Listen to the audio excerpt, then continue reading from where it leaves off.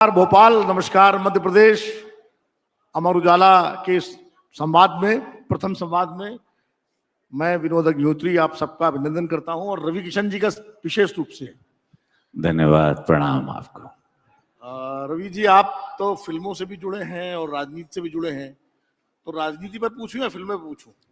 जो आपका मन करे। ये महाकाल की धरती है, आप सभी लोगों को प्रणाम है। और ये जहां से आपको पंडित जी शुरू तो करना। आप भी तो गोरखनाथ जी की धरती से हैं। जी जी, सब महादेव की कृपा है। अब चूंकि पहला प्यार जो होता है ना, वो शाश्वत होता है, और फिल्मों से आपका पहला प्यार है, एक्टिंग से, तो शुरुआत वहीं से करते हैं। ये बताइए कि आप मुंबई में पढ़े और अचानक फिल्मों में आए और भोजपुरी फिल्मों में आए, तो नहीं, भोजपुरी पहली शुरुआत हमारी हिंदी फिल्म से। हिंदी फिल्म से हुई। अच्छा। काजोल के साथ फिल्म थी उधार 1991। फिर तेरे नाम सलमान शाहरुख खान के साथ, मिथुन चक्रवर्ती, बहुत धर्मेंद्र। 97 90 मतलब 2001 में भोजपुरी हम शुरू किए, जब हमारे पास कोई हमको लगा कि हम इस बड़े से हाईवे पे दौड़ नहीं पाएंगे। बहुत अपनी पहचान बनाने के तो आपने नेशनल हाईवे छोड़ के स्टेट हाईवे का रास्ता स्वयंभू बन गए। बोले हर हर महादेव, खुद ही को जला दिए, आप खुद सुपरस्टार बनेंगे। तो भोजपुरी इंडस्ट्री की शुरुआत की, वो बंद हो चुकी थी। उसकी शुरुआत महादेव करवाए और उसके बाद खुद सुपरस्टार जनता हमको बना दी। और उसके बाद पूरी भोजपुरी से फिर आप हिंदी फिल्मों की तरफ, फिर हिंदी में बिग बॉस में गए, जिंदगी झंडवा। फिर भी दोनों हाथ उठा के नमः पार्वती पदे हारा हारा महादेव महाकाल महाराज की जय। तो भोजपुरी हिंदी, हिंदी से भोजपुरी, भोजपुरी से फिर हिंदी, और उसके बाद सियासत। ये राजनीति में अचानक आने कैसा आपका मन? अब चूंकि मैं एक पुजारी का लड़का रहा, मिट्टी के घर से शुरुआत हुई, तो कभी किसी ने मदद नहीं की थी। जब मुझे मदद की जरूरत थी, या मैं देखता था कि लोग संपन्न को ही देखते हैं, तो महादेव से कभी ऐसा लगा था जीवन में कि कभी कुछ बनेंगे जीवन में, या कुछ बना दोगे तो हम मदद करेंगे गरीबों की। क्योंकि मैंने गरीबी की पराकाष्ठा देखी है, गरीबी क्या होती है, अच्छे से उसको आनंद लिया है उसका मैंने। तो मैं बोला जब मुझे मौका मिलेगा, मैं मेरे यहाँ से कोई, मेरे दरवाजे कोई दुखियारा या दुखी या पीड़ित व्यक्ति या जिस पर अत्याचार हुआ है, वो कभी खाली हाथ नहीं जाएगा। और महादेव ने सुन लिया और गोरक्षनाथ बाबा ने बुलाया हमको। धन्यवाद दूंगा मोदी जी का, योगी जी का, अमित शाह जी का, कि वो संगठन ने हमको वहां भेजा। वो शिव अवतारी जगह है नाथ संप्रदाय की, और वहां पर हम सांसद बने। लाखों वोट से देवतुल जनता ने हमको जिताया, दोबारा भी लाखों वोट से जिताया। जब झूठ की आंधी बह रही थी विरोधी पक्ष के द्वारा उत्तर प्रदेश में, तब भी हमको महादेव ने वहां अच्छा ऐतिहासिक जीत। देखिए, मैं आपसे सवाल तो करूंगा, जिरह नहीं करूंगा, क्योंकि सब लीगल है कि वीडी त्यागी से कौन जिरह कर सकता है?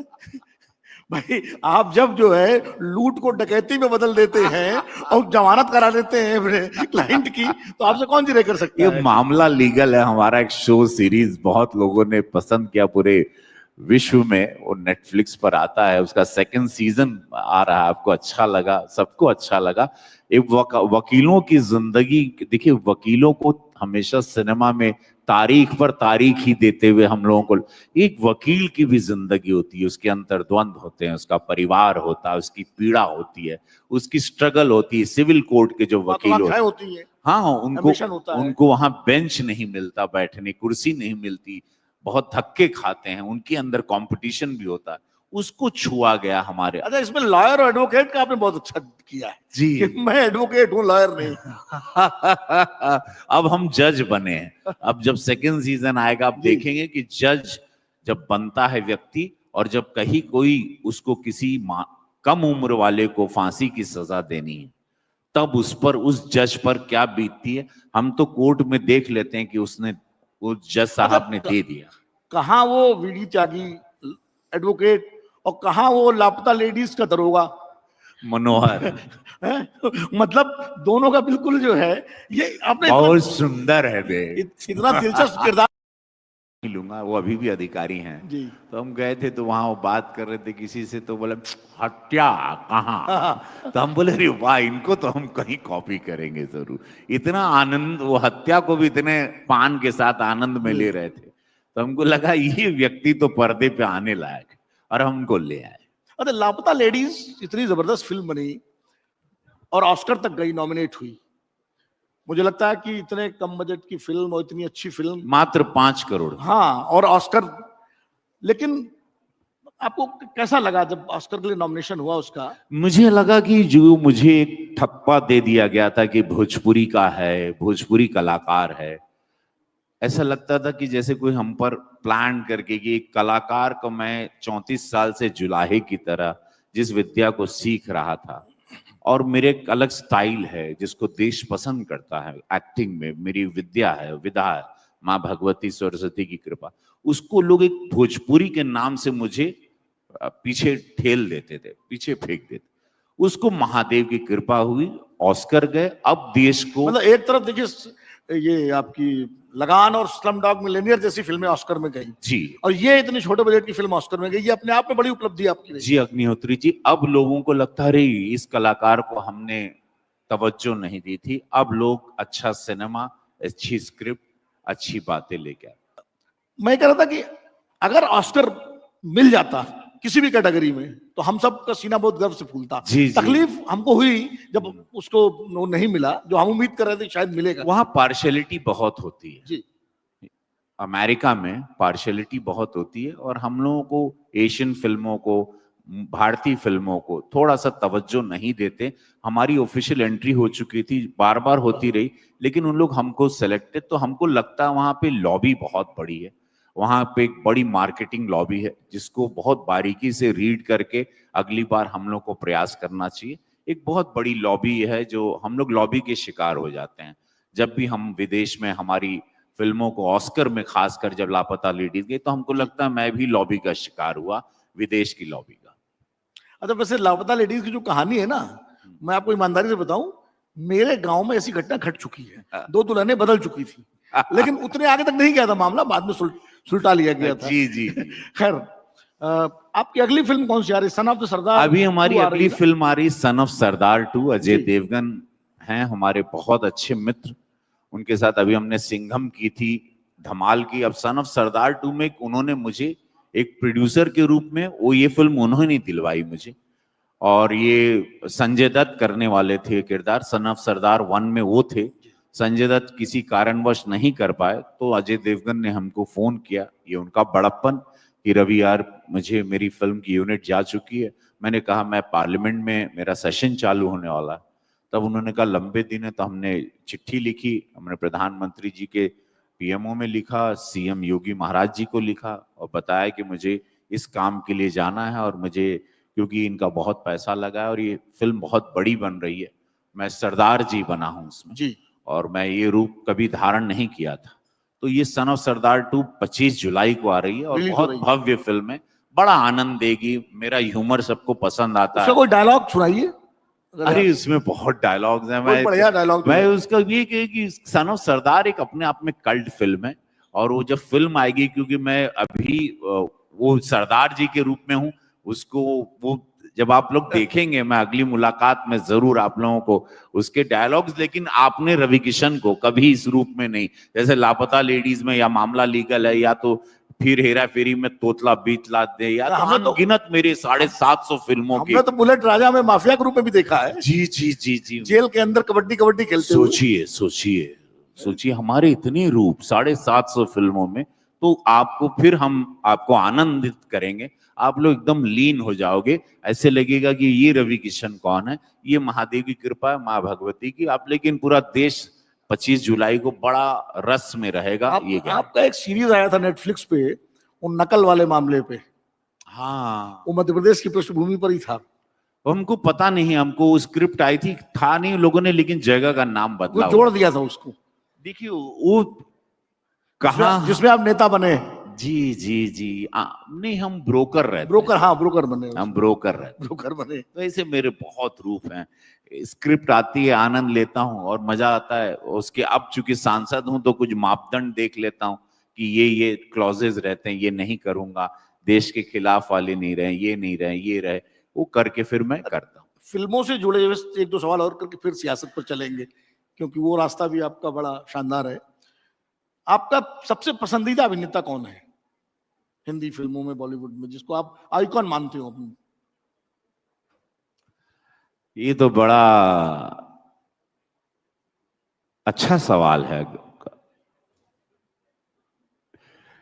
लेकिन मेरे जीवन में कुछ कुछ अभिनेता धीरे धीरे प्रभाव गए। जैसे बलराज साहनी साहब थे, अच्छा, उन नेचुरल एक्टिंग मुझे बहुत पसंद है। मुझे लगता है कि मेरे नजर में एक्टिंग वो है कि कैमरा है ये पता ही ना चले कि कैमरा चल रहा है। एक्टिंग शब्द ही नहीं है कि आओ चलो एक्टिंग करते हैं, आओ जी लेते हैं, हम उसमें बिलीव करते हैं। और इसीलिए मुझे देश इतना आशीर्वाद देता है। तो बलराज साहनी साहब रहे, दिलीप साहब रहे, अमिताभ बच्चन साहब हैं, शाहरुख हैं, इरफान खान अब नहीं रहे, वो बड़े शानदार कलाकार, नसीरुद्दीन शाह,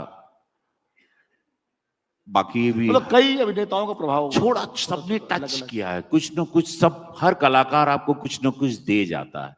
विदेश के कुछ कलाकार हैं, कुछ ईरानी कलाकार हैं, कुछ अलग अलग कोरियन कलाकार हैं, कुछ रंगमंच के कलाकार हैं, कुछ आम। मुझे लेकिन ज्यादा मुझे ऐसे, जैसे मैं आप लोगों को देखता हूं तो इसमें से मुझे बहुत ऑर्गेनिक कलाकार मिलते हैं, कॉमन मैन के बीच से।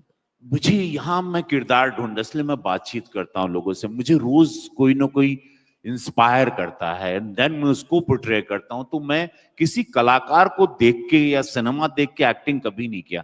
मुझे लगता है ये आपसे बातचीत की, ये यहाँ का माहौल क्या है, यहाँ का नेचर, यहाँ हवा क्या चल रही, पेड़ पौधा क्या है, ये इसने चाय रखी है, ग्लास रखा है, ये माहौल है, इसका पृष्ठभूमि ये था, ये भाषा ये बोलता है, इसने ये किया, और उसको प्ले करना है अग्निहोत्री जी, और मेरे किरदार इसलिए जीवित हो जाते। अच्छा, अगर आपको बॉलीवुड में किसी बड़े बजट की फिल्म में मेन लीड कैरेक्टर का रोल मिले और हीरो बने आप, रोमांटिक हीरो, तो हीरोइन के रूप में किसको देखना चाहेंगे? अरे अग्निहोत्री जी अपने मन की बात हमसे कर रहे हैं।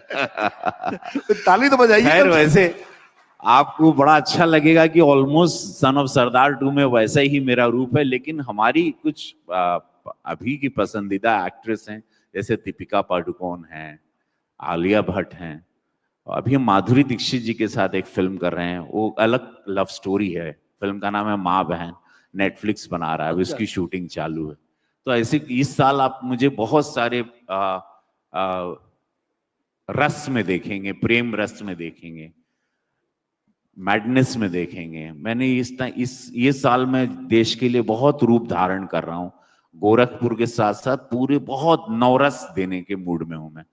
चुनाव चूंकि बीत गया, चुनाव जीत गए, तो ये साल हम सोच रहे हैं। अब आपने चुनाव की बात की तो राजनीति की रफ्तीली राहों पे भी आ जाए। आपको सर्वश्रेष्ठ सांसद का पुरस्कार मिला है, सम्मान मिला है। ये बहुत आशीर्वाद है। आप लोग को बता दें कि सांसद रत्न ये अब्दुल कलाम आजाद साहब उन्होंने किया था, अब्दुल कलाम साहब ने किया था। ये शुरुआत की थी, अटल जी भी रहे, और उसके बाद बहुत चुनिंदा सांसदों को सांसद रत्न मिलता है। मेरे प्रश्न बहुत रहते हैं, जैसे कि मैं आप लोगों को बता दूं कि मैं पिछले साल उत्तर प्रदेश में पिछले टर्म वाले सांसद में सबसे ज्यादा प्रश्न पूछने वाला सांसद रहा हूं। इस बार मुझे प्राइवेट बिल जो मेरे आते हैं, प्राइवेट मेंबर बिल्स, उसके सेंसिटिव सवाल हैं, जैसे कि भोजपुरी को 8वीं अनुसूची में लाना, मेंटली रिटार्टेड चैलेंज बच्चों के लिए जो दिमागी तौर से ठीक नहीं है, इंडिया को भारत नाम देना, फिल्म में जो साइड के कलाकार है, जो अंधेरी की दुनिया में जो जिनकी मृत्यु हो जाती है, इनके पास इलाज के पैसे लोग जानते नहीं हैं, उनको इनके लिए बिल लाना। ऐसे मेरे बहुत भारत को लेके, भारत के भविष्य को लेके मेरे बिल्स बड़े होते हैं, जिसकी मैं बहुत पढ़ाई करता हूं। पार्लियामेंट में हम लोगों के पास बहुत बड़ी लाइब्रेरी, प्रधानमंत्री मोदी जी जो नया पार्लियामेंट बनाया, बहुत सुंदर उन्होंने बनाया, तो उसका मैं थोड़ा लाभ लेता हूं। 21 जुलाई से फिर सत्र शुरू होगा, मानसून सत्र, और उसमें मेरे प्रश्न आप देखेंगे, मैं सबसे ज्यादा प्रश्न पूछता रहता हूं। तो उत्तर प्रदेश गोरखपुर से ज्यादा प्रश्न पूछने वाले सांसद के रूप में अच्छे प्रश्न पूछने के लिए मुझे इस बार और 26 जुलाई को ये अवार्ड मुझे नवाजा जाएगा, इस 26 जुलाई को जी। सांसद रत्न। आपने अपनी राजनीति का जो सफर है वो कांग्रेस से शुरू किया था और आप 2014 में जौनपुर से चुनाव भी लड़े थे कांग्रेस की टिकट पर। जौनपुर आपका गृह जिला है, वहीं आप रहने वाले हैं। फिर अचानक जौनपुर छोड़ के आप गोरखपुर क्यों चले गए और बीजेपी में क्यों आए? देखिए, हर इंसान जीवन में गलती करता है। कोई व्यक्ति इस मंच पर, इस यहां पर छत के नीचे नहीं बैठा है जिसने जीवन में गलती ना की हो। मुझसे भी एक गलती हुई थी, वो गलती थी कांग्रेस। कारण था कि मैं सिनेमा की शूटिंग कर रहा था और अचानक शूटिंग से गया, 1 महीने में मैं गया, चुनाव लड़ा, हारा, निपट गया। अच्छा, मैं नाम नहीं लूंगा, लेकिन आपको कांग्रेस में ले जाने वाले नेता भी बीजेपी में ही है। हाँ सही कह रहा हूं ना? हाँ, कृपा शंकर सिंह जी, जी। राजीव कृपा शुक्ल शंकर जी सिंह। नहीं आए, लेकिन हम कृपा शंकर सिंह जी को हम अभी भी पूछते, कहां हो, कहां है, ऐसे कैला हमारे साथ है। हम जा रहे थे बीजेपी में उस दिन 14 में जी। हमको माला पहना था गृह मंत्री अमित शाह जी के हाथ से। हमारा मासूम दिल कलाकार वाला हम शेयर कर दिए रात को किसी को कि कल हम भाजपा ज्वाइन कर रहे हैं, जौनपुर से भाजपा से लड़ेंगे। ये बात सुन लिए कृपा शंकर सिंह, वो ले गए आपको कांग्रेस में। उनका एंटीना खड़ा हो गई। वो तुरंत पूरा खेल रच देना। लेकिन मेरा होमवर्क ठीक है ना? एकदम बढ़िया। ये बात किसी को नहीं मालूम, पहली बार अमर उजाला के संवाद के मंच पे मध्य प्रदेश में हो रहा है। मैं साधुवाद दूंगा कि यह बहुत शानदार, एक तो मुख्यमंत्री जी को हम सुने, बहुत शानदार आज बोले, हम बड़े ध्यान से लीन होके मुख्यमंत्री जी को सुन रहे थे और बहुत ही ऊर्जावान सेशन शुरू हुआ है आप लोगों का। मुझे बहुत इंटरेस्टिंग लगा, very fair, open and very warm and इतना सटीक वो भी बोल रहे थे, इतने सटीक सवाल भी आ रहे थे जैसे अग्निहोत्री जी के भी आ रहे हैं। सो यस, मैं वहां से शुरू किया। फिर हमको भेजा गया गोरखपुर की सीट। 2018 में उपचुनाव में हम लोग हार गए थे जी। जहां से पूज्य योगी महाराज जी 25 साल सांसद रहे। वो मंदिर की सीट है, नाथ संप्रदाय। मैं अभी भी वो मंदिर की सीट ही मानता हूं, मैं सेवक हूं वहां जी। तो अब हमको भेजा गया 19 के चुनाव में। हम कृपा रही गोरक्षनाथ बाबा की, महादेव की, हम 7.5 लाख वोट पाए, ऐतिहासिक जीत रही। उसके बाद जो काम वहां पर हुआ है, 50-60 हजार करोड़ रुपए का काम। गोरखपुर अभी कोई गया है कि नहीं? आपने हाल फिलहाल कोई गोरखपुर आया है? आप लोग आए? अभी गोरखपुर राजधानी के तर्ज पर है। एक चीज खाली रही थी, एयरपोर्ट, वो भी कल हम लोगों ने 42 एकड़ का एयरपोर्ट शुरू किया। वहां पे एम्स हैं, प्रधानमंत्री जी ने फर्टिलाइजर दिया है, पूज्य महाराज जी ने दिन अभी 30 और 1 तारीख को राष्ट्रपति जी आ रहे हैं। हम लोग 300 करोड़ का आयुष विद्यालय वहां बनाए, 4 यूनिवर्सिटी है वहां पर, हर जगह पर 1 लाख सीसीटीवी कैमरा। 40,000 लग गया, 1 लाख लगाएंगे। पूरा शहर सुरक्षा की दृष्टि से कवर है। वहां पर एक रामगढ़, जहां लेक है, वहां रामगढ़ झील है, वहां 2 पानी में क्रूज चलते हैं। रामगढ़ झील तो बहुत, जी, वहां फिल्मों की शूटिंग होती है। पहले वहां अपराध का अड्डा था। महाराज जी उनकी सुरक्षा, उनकी कानून व्यवस्था, जैसे सरकार चलाना, जैसे उनका डंडा सबको पता है कि 25 करोड़ की आबादी को चलाते हैं, उसमें गोरखपुर उनका, चूंकि वहां उनका हृदय बसता है, उस जगह की गद्दी की सेवा करते हैं। वहाँ एजुकेशन सिस्टम से लेके एवरीथिंग, वहाँ गीडा इंडस्ट्रियल एरिया। अभी हम लोगों ने 3 दिन पहले वहां पे 91 किलोमीटर का गोरखपुर लिंक एक्सप्रेसवे शुरू किया, 7,000 करोड़ का, जो गोरखपुर से बहुत जगह से कम समय के लिए जोड़ दिया। तो गोरखपुर इस वक्त फ्लाइंग मशीन की तरह बहुत टेक ऑफ कर गया। जो गोरखपुर एक जमाने में माफिया राज के नाम से जाना जाता जी, था। इसको ईस्ट ऑफ शिकागो कहते थे। वहां पे रोज हर ऑल्टरनेट डे हत्या होती थी, होता था, गैंग वॉर होती थी, ऑर्गेनाइज्ड क्राइम था। वहां पे माफिया पलते थे, पाला जाता था, माफिया जन्म लेते थे गोरखपुर में। आज वहां पर अध्यात्म, ज्ञान, गीता प्रेस से लेके फिल्मों की शूटिंग, रोजगार, एजुकेशन, ये सारी चीजें पल रही है, पनप रही है। बच्चे आगे जा रहे हैं, बहुत बड़े भविष्य की ओर जा रहे हैं। और वहां पे मैं भाग्यशाली। लेकिन इतना अच्छा काम करके महाराज जी ने, योगी महाराज जी ने, जो हिंदी फिल्मों को प्लॉट मिलते तो कहानियां खत्म कर दी। हिंदी फिल्मों को जो प्लॉट मिलता था क्राइम सीरीज का, वो खत्म कर दिया। हाँ, लेकिन इतने क्राइम हो चुके हैं पिछली सरकारों में, तो हम लोगों के पास और 50 साल का मटेरियल है। बहुत क्राइम हुए, इतना घनघोर क्राइम बिहार में जब रही पिछली सरकार उनकी, भाजपा और इसकी सरकार ना रहते हुए या डबल इंजन सरकार, हर पिछली सरकार के वो हमारे पास अभी तक 50,000 कहानियां पड़ी हैं क्राइम की, हत्या की, अपराध की, लूट की और गैंग वॉर के। अभी मेरे पास, मेरी टीम के पास 50,000 और स्क्रिप्ट पड़ी हुई जो हम बनाते रह सकते हैं। अच्छा, ये बताइए, योगी जी की सरकार उत्तर प्रदेश में पिछले, मतलब अब तो दूसरा टर्म है और 27 में चुनाव है, सबसे बड़ी उपलब्धि आप क्या आंकते हैं? चूंकि आप योगी जी के बड़े विश्वस्त भी, भरोसेमंद है, उनका बड़ा आशीर्वाद है आपको, आपकी नजर में उत्तर प्रदेश सरकार में, उत्तर प्रदेश में मुख्यमंत्री योगी आदित्यनाथ जी की क्या उपलब्धि सबसे बड़ी है? उनकी सबसे बड़ी उपलब्धि है, जो मैं चूंकि उत्तर प्रदेश का हूं, वहां बहुत फिल्मों, भोजपुरी फिल्मों की, हिंदी फिल्मों की शूटिंग में हर जिले में जाता था, मुझसे कुछ बचा नहीं था, वहां की हर व्यवस्थाओं को सबसे बड़ी उपलब्धि वहां कानून व्यवस्था, सबसे बड़ी उपलब्धि कानून व्यवस्था। जैसे उन्होंने पकड़ लिया, अपने कब्जे में आ गए, उनके कंट्रोल में आ गए, इसके बाद से इंडस्ट्री से लेके हर चीज, बहन बेटियों की सुरक्षा व्यवस्था, हर वो छोटा हो, गरीब हो, भू माफिया हो, सब लोगों से आजादी दिलाई। एक जैसे कि एक मुल्क आजाद होता है, उत्तर प्रदेश आजाद हुआ माफियाओं से, बाहुबलियों से, दबंगों से, गुंडों से। लड़कियां बेटियां वहां सुरक्षित नहीं थी। सबसे बड़ी उपलब्धि, हर किसी भी दुनिया में कोई भी प्रदेश का, राज्य का ग्रोथ या देश का ग्रोथ, अगर सुरक्षा व्यवस्था वहां पर काबू में आ जाए, वो भी 25 करोड़ की आबादी, और उस दबंग टाइप की माइंडसेट से, आजादी के बाद से जैसे लोग राइफल लहराते हुए चलते थे, ये उनकी सबसे बड़ी उपलब्धि है, जिसकी वजह से उत्तर प्रदेश जो बीमारू प्रदेश से आज उत्तम प्रदेश बन गया है। और आज करीबन 1 लाख, जो 1 मिलियन की ट्रिलियन, $1 मिलियन की जो इकोनॉमी की तरफ जा रहे हैं, प्रधानमंत्री के $5 ट्रिलियन की तरफ, उत्तर प्रदेश में अग्रिम भूमिका निभा रहा है। लेकिन इसका लोकसभा चुनाव में मामला कैसे गड़बड़ा गया? इतनी अच्छी कानून व्यवस्था, इतना अच्छा सब, और सीटें बीजेपी की घट गया। हम लोग, मुझे लगता है हम लोग थोड़ा सा केयरलेस हो गए थे, ओवर कॉन्फिडेंट हो गए, कह सकते हैं। अपोजिशन ने जो संविधान का एक झूठ, एक गंदा सा, बहुत घटिया झूठ पिरोया, वो राहुल गांधी जी रहे, इन लोगों ने बहुत, और अंदर ही अंदर खानों में इन लोगों ने वो फैला दे कि संविधान खत्म हो रहा है, 1 लाख रुपए का बॉन्ड मिलेगा।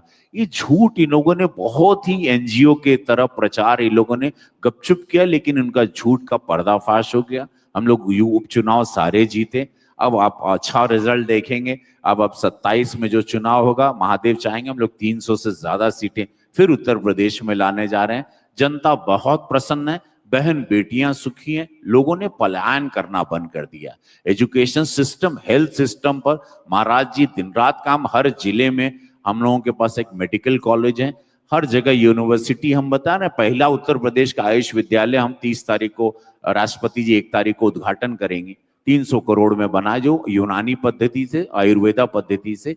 तो ये सारी प्लस पॉइंट है ये महाराज जी। और निरंतर काम, प्रधानमंत्री मोदी जी की तरह निरंतर 365 दिन काम, कभी बीमार ना होना, कभी छुट्टी नहीं लेना, कहीं विदेश नहीं जाना। हमारे विपक्षी दल के जो बड़े नेता हैं, जो हर 15 दिन में फॉरेन कंट्री में, गुमनाम देश में चले जाते हैं गुमनामी से, ऐसा हमारे कोई नेतागण नहीं करते, ना मोदी जी। और यही ताकत है, राष्ट्र सर्वोपरि, यही नारा जिसको लेके आज भारतीय जनता पार्टी का परचम देश के हित में हर जगह लहरा रहा है। रवि किशन एक जाने माने अभिनेता हैं, 2 टर्म के एमपी हैं, लोकप्रिय हैं, अच्छा चेहरा है, योगी जी का भी आशीर्वाद है, मोदी जी का भी स्नेह है, लेकिन मंत्री क्यों नहीं बनाए गए?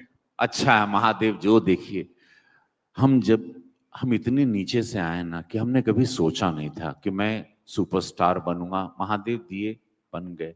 सांसद हैं तो शूटिंग कर पा रहे हैं, मंत्री बन जाएंगे तो हमको शूटिंग, मेरा ऑक्सीजन है सिनेमा, मैं उसकी वजह से सांसद बना। देश, मुझे पार्टी का प्रचार करता हूं पूरे भारत में, सांसद में मुझे हर जगह मैं काम भी कर लेता हूं, मेरा घर चलता है, मेरी रोजी रोटी चलती है, मेरा स्टाफ सब लोगों का, बिकॉज मैं हाथी जितना बड़ा होता है चारा उतना होता है, तो उससे हमारी सिनेमा से आता है।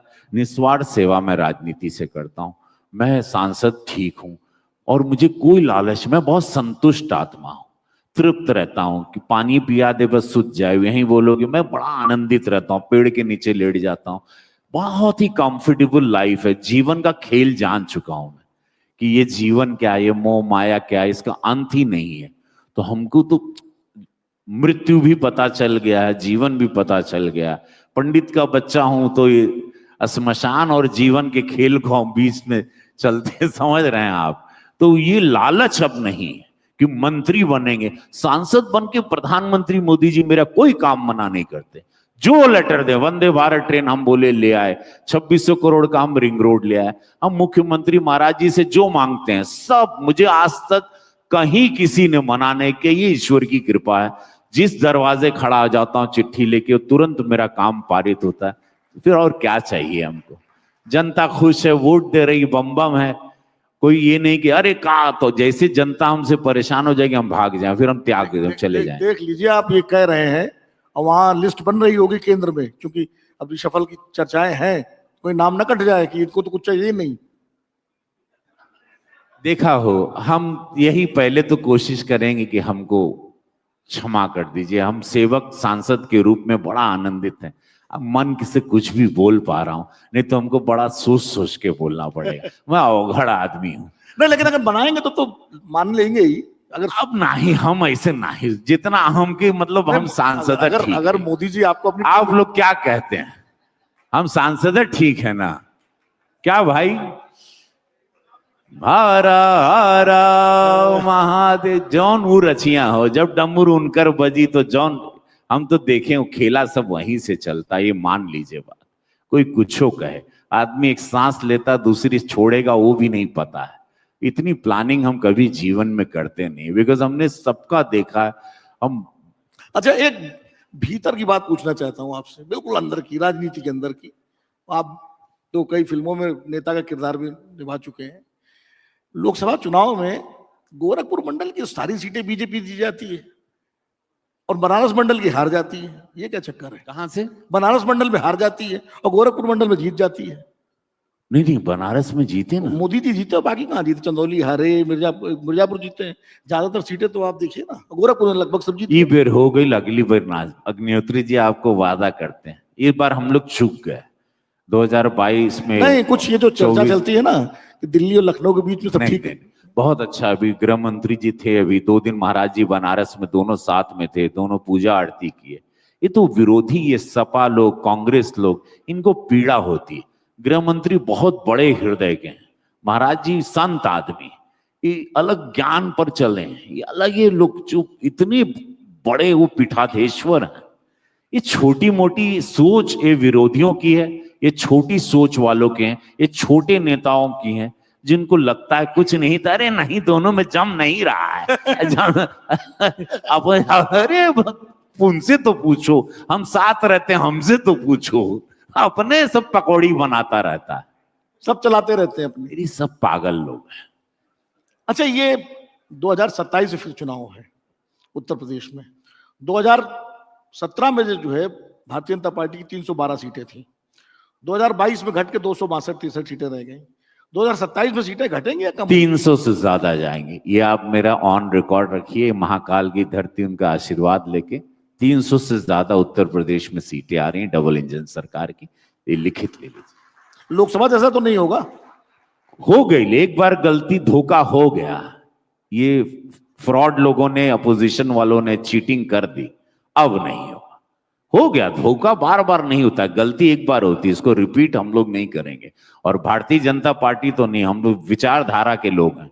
विचारक लोग को चिंता हो जाती है। जैसे वो बहुत अच्छा उन्होंने सवाल किया था कि क्यों मुख्यमंत्री जी से, कि क्यों बार बार आप लोग इमरजेंसी को याद दिलाते हैं, भाजपा क्यों याद दिलाती? तो देखिए, जापान में हिरोशिमा नागासाकी जो हुआ, जापान अपने दर्द को ऐसे ही रखा हुआ है, इसीलिए जापान जापान बना। अपनी पीड़ा हमारे साथ धोखा, हमारी पीठ पे छुरा घोपा, हमारे को दर्द दिया गया, हमारे साथ पीड़ित किया गया, हमको लूटा गया इस देश में। हमारे टैक्स के पैसे, हमारे पैसे से लूट के लोग राजा बने रहे, उसको बार बार याद करना है कि दोबारा वो मौका वापस ना आए। दोबारा हम ऐसे हाथों में सरकार ना दे दें कि हमारी आने वाली पीढ़ी बर्बाद हो जाए। तो ये दर्द को याद रखना जरूरी है, और जहां आप अपनी पीड़ा को याद रखेंगे आपकी ग्रोथ निरंतर होती रहेगी और आप आने वाली पीढ़ी के लिए एक सुंदर भारत देंगे। वही कल्पना के साथ इस इमरजेंसी को बार बार याद रखना कि कैसे धोखेबाज लोग थे, कैसे राजशाही लोग, कैसी मानसिकता थी इन लोगों की कि उन लोग दूसरों को कीड़े मकोड़े समझते थे, अपनी प्रजा को, और खुद को राजा। ऐसे लोगों को याद रखना इस देश को जरूरी। अखिलेश जी जो है पीडीए का नारा दे रहे हैं उत्तर प्रदेश में, और आरोप लगा रहे हैं कि जो भाजपा सरकार है, योगी जी की सरकार है, वो एक जाति विशेष की सरकार है। इस आरोप के बारे में क्या कहना है आप? देखिए, लोगों ने कुछ नहीं किया, ये सब झूठ बोलते हैं। न इन्होंने कोई समाज के लिए किया, अब ब्राह्मणों को सब लोग समेटने की बात कर रहे हैं। ये सब ड्रामा है।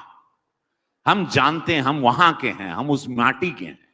हम जानते हैं सिर्फ ये चुनावी ढकोसला है।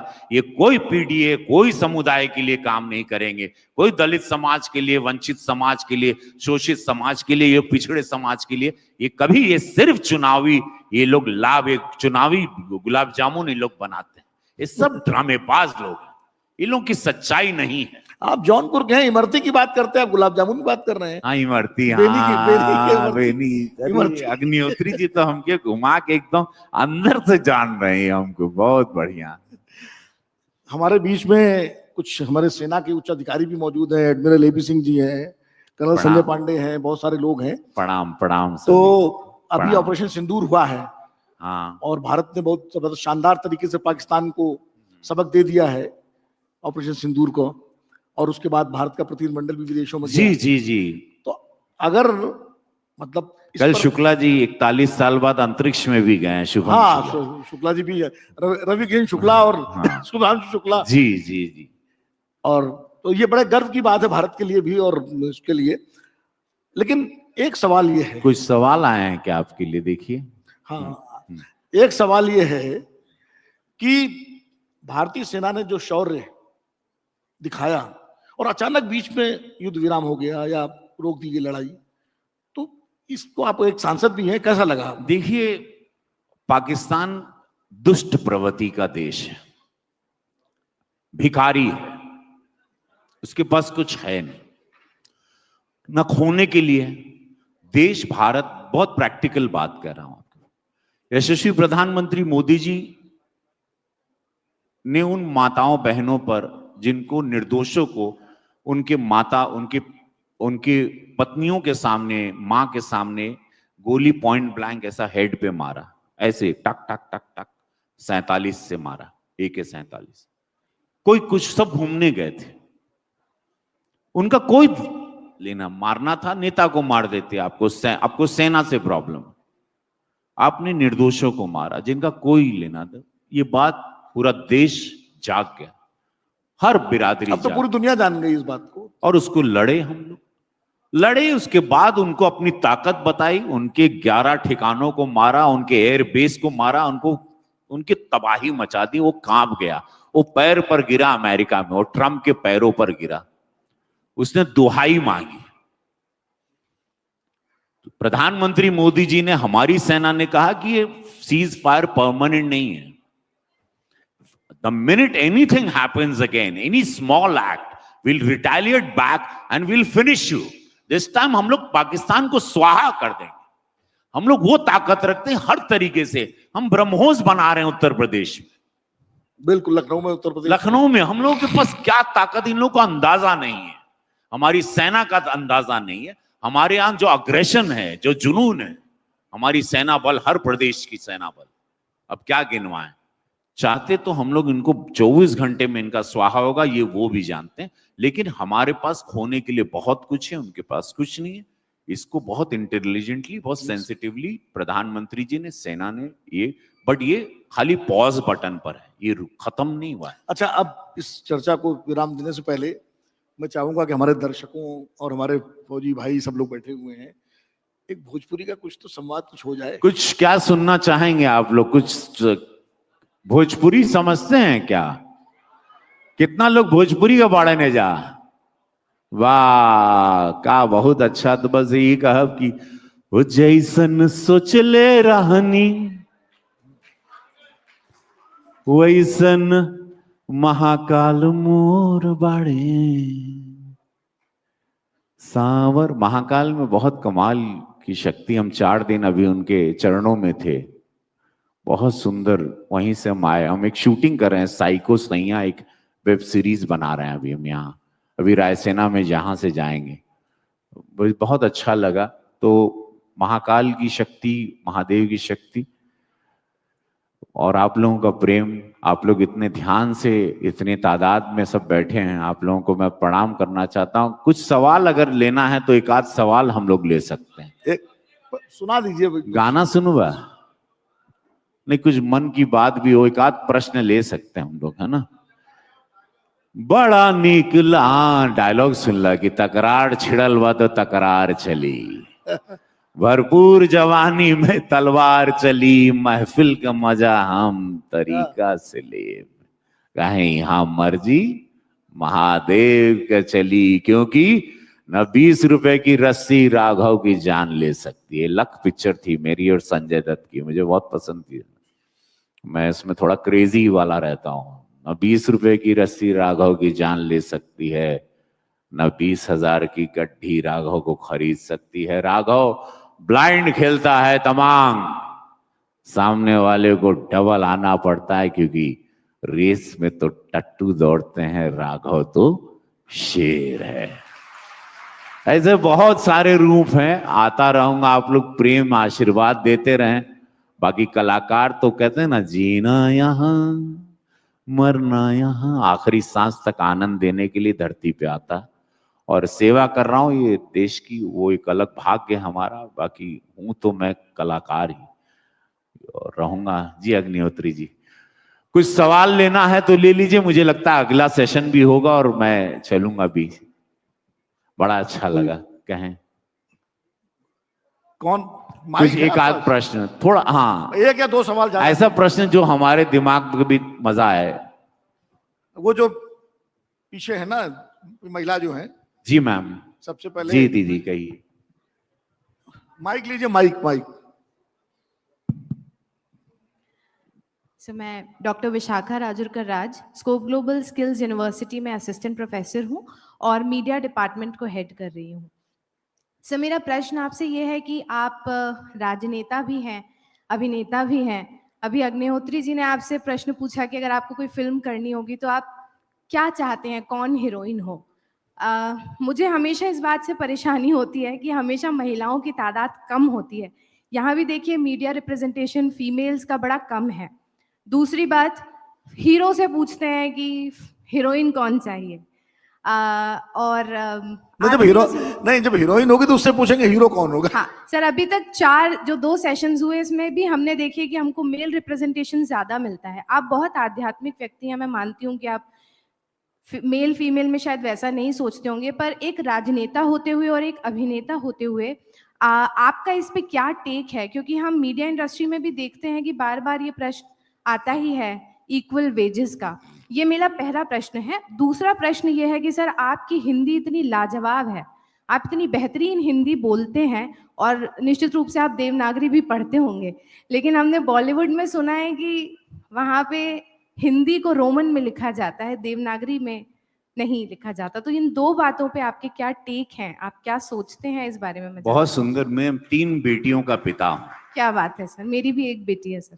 मेरी एक बेटी फौज की तैयारी कर रही है, वो स्नाइपर शूटर है, इशिता शुक्ला। अगर आप गूगल करेंगे, 4 साल की उसने, बहुत मैं इसको बहुत बढ़ावा देता हूँ। और मेरी बेटियां खुद अपना करियर डिसाइड कर रही। मैंने फौज की तैयारी, फौज में आना उनका खुद का मन था और उन्होंने उसकी तपस्या की। और आज वो बुल्स हिट कहते हैं, बुल्स आई मारती, हेड शॉट मारती हैं, 10 आउट ऑफ 10 शॉट हेड में मारती हैं। खैर, तो ये मैं उसको बड़ा बढ़ावा देता हूँ। मेरी धर्मपत्नी मेरी दुख की साथी, जब मेरे पास कुछ नहीं था तब से प्रीति शुक्ला है, तो मैं उनको अपनी शक्ति मानता हूँ।